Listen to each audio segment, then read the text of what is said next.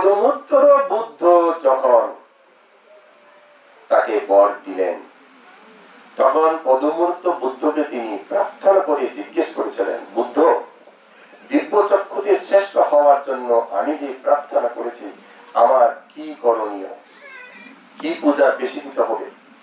তখন পদমোত্তর বুদ্ধ বলেছিলেন, তুমি বাতি পূজা দিও।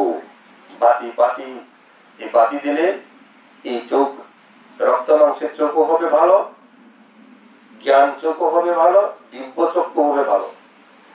তাই তিনি ওই জন্মে আজীবন প্রদীপ পূজা দিলেন।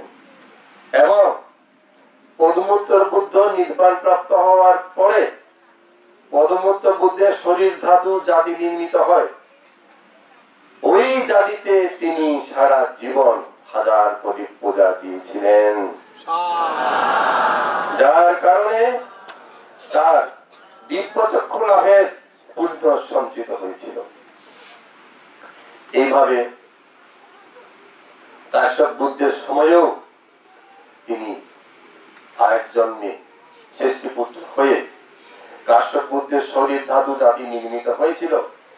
সেই কাশ্যপ বুদ্ধের নির্মিত শরীর ধাতু জাতিতে তিনি এক অদ্ভুত হাজার বাতি পূজা দিয়েছিলেন। কিভাবে জানেন? সেজন্য তিনি শ্রেষ্ঠী পুত্র ছিলেন, অনেক টাকা পয়সা ছিল। তাই তিনি কি করলেন, ওই যে তার সংস্কার দিব্য চক্ষু পাইতে চাই বলে, সেই পদমোত্তর বুদ্ধ 1 লক্ষ কল্প আগে যেহেতু তিনি হাজার প্রদীপ পূজা দিয়েছিলেন, পদমোত্তর বুদ্ধের শরীর ধাতু জাতিতে এরকম জাতি আর কি পূজা দিয়েছিলেন। তাই এবারও কাশ্যপ বুদ্ধের ধাতু জাতিতে তার পূজা দেওয়ার ইচ্ছা হয়েছিল। মনে রাখবেন, চোর আগে যারা চুর করে এই জন্মীয় ছোটগাঁও থেকে চুরি করে, আগের জন্মে যারা বদমাইশ এই জন্মীয় ছোটগাঁও থেকে বদমাইশ হয়। এগুলোকে বলে অতীত জন্মের সংস্কার, শিখাইতে হয় না, এমনি হয়। তাই এই অনুরুদ্ধ সত্য কাশ্যপ বুদ্ধের শরীর ধাতু জাতি অন্যের মতো না হয়ে নিজের মন থেকে হাজার প্রদীপ পূজা দেওয়ার ইচ্ছা হয়েছিল। তাই তিনি সোনার কোটা বানালেন 1000টা।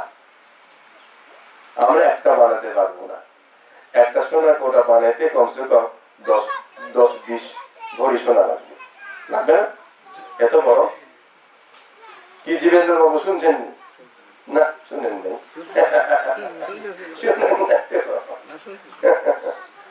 মিজা কথা বলবেন না, নয় তেলি মাথা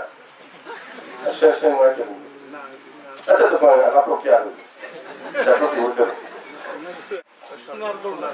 সোনার কোটা 1000টা বানিয়েছিলেন। 1000টা সোনার কোটা বানিয়ে কাশ্যপ বুদ্ধের জাতির চারিদিকে 1000 কোটাটা গোল করে বসিয়ে দিয়ে তিনি আর একটা বড় সোনা দিয়ে বানালেন।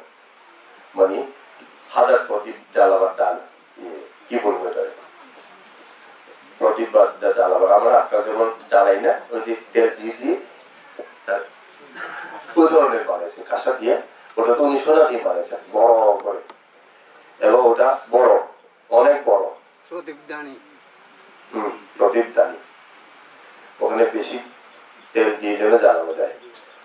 এভাবে সোনা দিয়ে বানিয়ে তেল দিলেন না, উনি দিলেন ঘি দিলেন, আরো বেশি দামি আর কি, তেলের সাথে ঘি দাম না।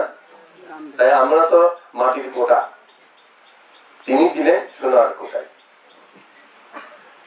তিনি কি করলেন, সারা রাত 1000 প্রদীপ পূজায় দিকে জ্বলছে। তিনি সেই প্রদীপ দানি হাতে ধরে সংক্রমণ করতে লাগলেন জাতিকে। কাশ্যপ বুদ্ধের জাতি, শরীর ধাতু জাতি, সারা রাত তিনি এভাবে সংক্রমণ করে করে করে করে বুদ্ধকে পূজা দিয়ে দিয়ে 1000 বাতি দিয়েছিলেন সারা রাত্রি। পারবেন আপনি? পারবেন? আমরা চিন্তাও করি না। এইভাবে তিনি কাশ্যপ বুদ্ধের শরীর ধাতু জাতিতেও 1000 প্রদীপ পূজা দিয়ে দিব্য চক্ষুতে শ্রেষ্ঠ হওয়ার জন্য পুণ্য সঞ্চয় করেন। তাই সবশেষে তিনি যখন গৌতম বুদ্ধ আবির্ভূত হলেন, তিনি কার ছেলে হলেন? ভগবান বুদ্ধের ভাই হয়। কাকাতো ভাই অমৃতধন তার ছেলে হয় তিনি।